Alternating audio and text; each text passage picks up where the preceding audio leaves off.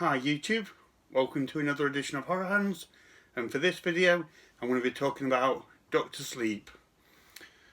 So this is a film that I enjoyed to an extent, certainly an interesting movie. There was things about it that I thought were really good, and then there was something that really didn't work for me, which I'll get into.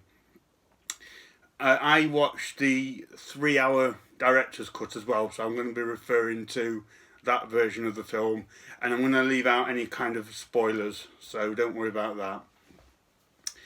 So I think the first thing to say about this film is it's very different from The Shining.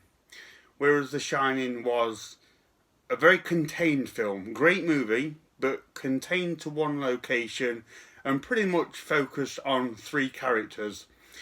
This movie is a much more ambitious story.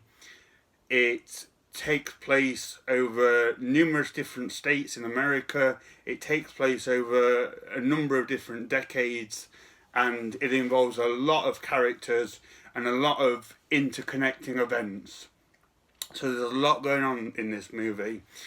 The change from The Shining, I did feel a little bit of a transitional irk because it was so different, but it didn't ruin the experience for me, and I really did quite enjoy the story of this film.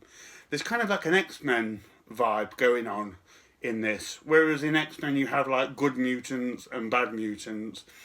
In this you have people who can shine, so they have like that telepathic sort of sixth sense ability. There's people who can shine, and they have different levels of skill, and some people are kind of peaceful and just good people, but then there's a group of sort of bad people, evil people, who use their shining ability to either kind of kill people or kill other shiners so they can kind of absorb their power and life force. And there's a group of evil shiners, and they go around either recruiting people or killing people, and they kill a young boy in a really disturbing scene. They kill a young boy to take in his life force and give him more energy. And as they're doing this, a 12 or 13-year-old girl from across the country taps into it with her shining ability, and she sees them killing this boy. As well as that, the leader of this group of evil people, this woman, she tapped into the young girl who's seen them, so they now know about each other. And this leader of the group wants to find this girl to either kill her or have her join the group. In turn, the young girl taps into Danny Torrance, the kid from The Shining, who's now an adult, played by Ewan McGregor, and he taps into her, and he sort of helps her defeat kind of this evil group of shiners. And the film reaches a climax at the Overlook Hotel from The Shining. That's like the plot in a nutshell. And like I say, I enjoyed the story to it. It was an interesting one. It's a long film. There was plenty going on to keep it entertaining, and it did have a spark of originality and a few sort of unique concepts and scenes and things like that.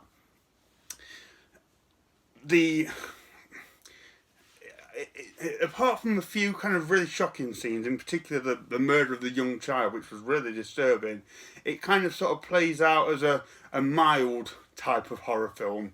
But then towards the end of the film, they return to the Overlook Hotel, and that is absolutely fantastic. And at that point of the film, it was like they've now stepped this up a notch, and it was so much more creepy, and that atmosphere of The Shining kind of came back into the film, and that was really good. They did that very well. It was a little bit bittersweet because I kind of felt that they were sort of piggybacking on Stanley Kubrick's original vision. It took his original work to make this film really good, but I did really appreciate what they did. I'm glad they went back to the hotel. The recreation of the sets were fantastic. They redid some scenes and used new actors to play like Jack Nicholson and Shelley Duvall and Danny Lloyd, and that was great. They look very similar. They did a great job. Henry Thomas plays Jack Nicholson's character, and I thought he was amazing. So that was done really well and with a lot of respect and care to the original film, and I really loved every moment of the Overlook Hotel. I wish they'd have gone to that sooner in the film, to be honest, because it really did step up and become a much more effective movie when they returned. So all that was good. The story was great. Overlook Hotel was fantastic. Now, I don't like to end on a negative, but there was something in this film that really didn't work for me. And to be frank, it's kind of ruined the movie a little bit for me. That's my lasting impression, so this is why I'm going to end on it. But the character of the young girl, the 12 or 13-year-old girl, was terrible. I thought she was an awful character. And the reason for that is because she is such an overly powerful shiner. Her ability is like superhero level ability. And whenever she interacts with the lead villain lady or any of the villains in the movie, she overpowers them with ease. She overpowers them, she outsmarts them, she bamboozles them all the way through the film, and it just gets really, really tiresome. And what that does is it removes any kind of scariness. I wasn't worried for her. I didn't fear for her or any of the good characters because she just deals with the villains with ease. She just overpowers them all. She outsmarts them all with very little effort, and she's aware of her abilities, and there's a bit of an annoying cockiness to her as well. She knows she's powerful. She knows what to do. So I just didn't fear for any of them. And they keep saying throughout the film, like, these people are coming for us. They're coming for us. And I thought, well, this little girl's just kicked their ass 3 or 4 times throughout the film, so what does it matter? And that was kind of the problem with this movie. She really ruined any kind of suspense or scariness. And I was thinking, like, could you imagine The Shining, where the young Danny Lloyd kept overpowering Jack Nicholson and kept throwing him across the room and kept saying, I'm more powerful than you, Dad? It wouldn't have worked. And in that sense, this movie doesn't work. They just really messed up with that character, I feel. So that was a little bit disappointing. Like I say, the story itself I thought was really interesting. The Overlook Hotel was fantastic, but just the girl was too powerful. She eliminated any kind of tension or real kind of fear as to what was going to happen to these characters. So unfortunately, that did ruin the movie for me somewhat.